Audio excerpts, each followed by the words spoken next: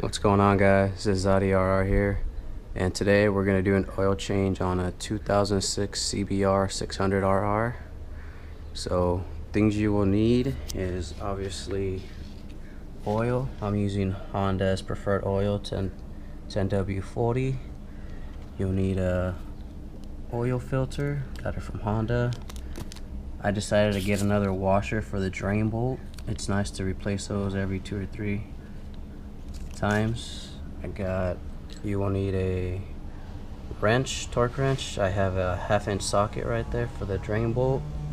Obviously the drain pan to put your oil in, and I have some tin foil, and the tin foil is actually going to go right on top of these headers because this is the oil filter, and when you take it out, oil is probably going to come down on your headers, and then you're going to have the smell of burning oil for a while. So that's just to cover it right here so it can drip that way.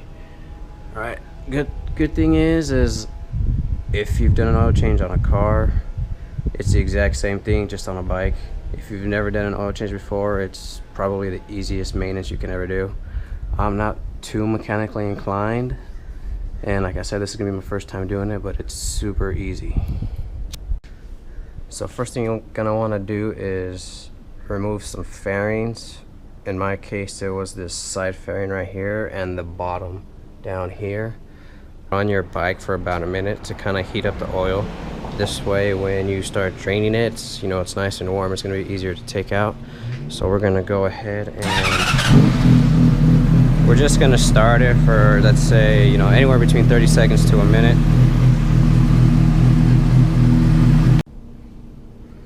Just remember, guys, don't let it run too much, because then these headers will get hot, the oil will get hot, it's going to burn you. So the next step is going to be to obviously put the oil pan down there. Here is the drain bolt directly under. It's a little too dark, you probably won't be able to see it, but remember, righty tighty, lefty loosey. So we're gonna go ahead and just go left to take it off. So now we're just gonna go to the left on the drain bolt. It's gonna take you a little bit to get it loose, especially if you haven't done it in a while.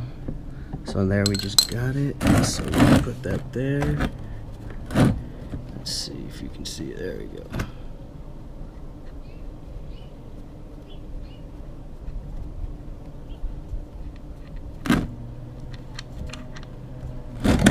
And we have oil.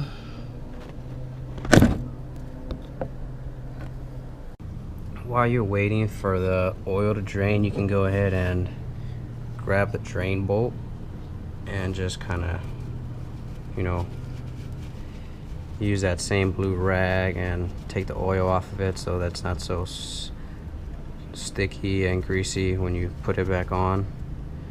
And since I went ahead and got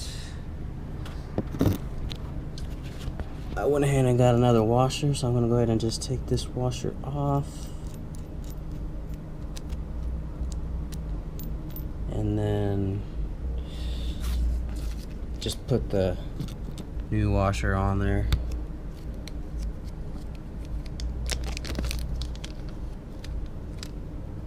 So that's it. Now that it's drained, we're gonna go ahead and put the bolt back on. There we go. You also want to kind of just clean the bottom of it where it was dripping from with the blue rag.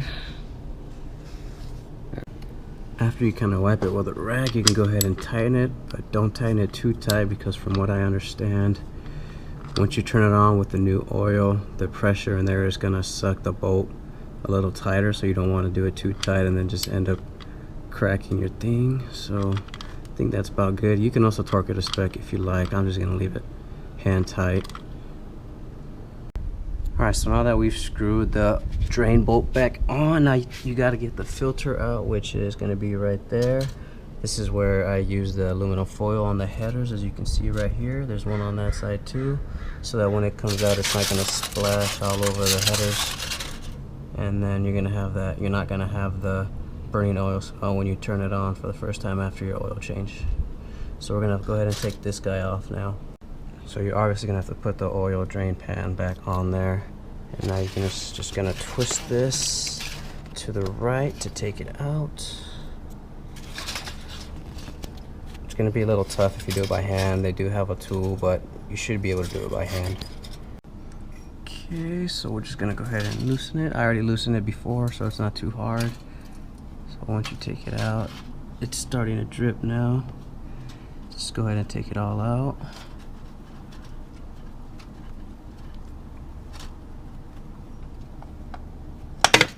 There we go. So now it fell down on the headers. It's draining all that oil. Hopefully the aluminum does its job.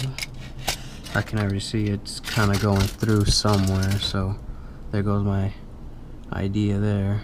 But yeah, so now you just gotta wait for that to drain out, and then you put the new one back on. So now that we took the oil filter out and we're ready to put the new one in, here is the new one right there.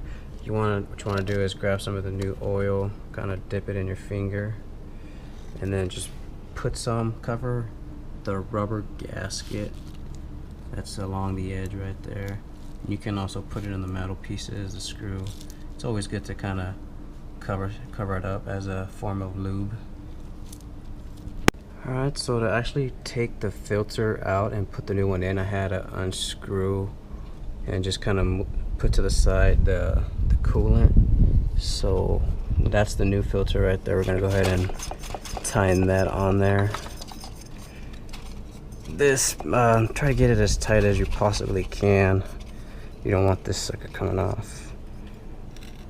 So now that we got the new oil filter on there, we plugged it up and we're ready to go. Next thing you want to do is you're going to want to add the oil. So you're going to come right here to your oil cap. You're going to take that out. Alright, like so. I'm not sure if every bike is the same. They usually run about 2.8 quarts or 2.7 liters. I know 0.9 liters is 1 quart, so pretty much you're going to use up 3 for sure. And the way you can measure it all is through this little glass right there. Let's see, right there we go. So this little line right here, that's the minimum you can have. The line up top is the max you can have. So what you're gonna want to do is when you first put the oil in, you're gonna want it about a little more than halfway, and then you're gonna turn on the bike to let the engine run the oil through. This way some of the oil goes into the filter, and then you're gonna see that the line's gonna go, or it's gonna be lower than where you initially had it. So let's go ahead and do that. So now we're putting the oil in. Without a funnel, you gotta be careful not to spill most of it. So we're gonna do this for at least 1.5 to 2, and then we should start seeing the glass getting full. Alright, so now we are about 2.7 or 2.5 quarts in, and now you can see that the oil is to this line right there. So that means that we reached our max. So right now that we just put the fresh oil in, we're gonna go ahead and put the cap back on, and we're gonna turn on the bike for about a minute, let it run to get that oil running through the engine. Alright, so let it run about 1.5 to 2 minutes. Now we're gonna focus our attention on this glass. Right now it doesn't have any oil there because it's still circulating, but if you give it time, you're gonna see that the oil is gonna start rising back up. So now you can see after we went ahead and turned the bike off, the oil is now here. It was up here. So, but now that it's got a chance to go through the engine, some of it is now in the oil filter. It dropped about half, so now we're gonna go ahead and we're gonna fill it until it goes from there to the, I like to leave it just a little bit under the max line. Some people like to leave it at the max line, some people like to have it halfway. Basically, anywhere in between this line and that line, you can't go wrong, but just based on preference, and my preference is going to be just under that line, so we're going to go ahead and do that real fast. Alright, so now that I put a little more oil in, now it's right there where I want it, just under that max line. So now we're going to go ahead and I'm going to go ahead and clean or wipe this oil off of my header so I don't get the burning oil smell. After that, you go ahead and just put your fairings back on. I hope this was useful, guys. This was my first time doing an oil change, so hopefully you guys can use it as a guide for your own. If you guys have a couple tips as to a way to do it better, go ahead and comment. If it helped you, go ahead and like it. I should be uploading a video on how to do the coolant next. So yeah, guys, thanks for watching. Hopefully it was helpful for you guys. If not, there's a bunch of other videos that are probably way better than mine, and I do apologize if mine wasn't as good as you thought it would be. But yeah, it's been real, it's been fun. See you guys later.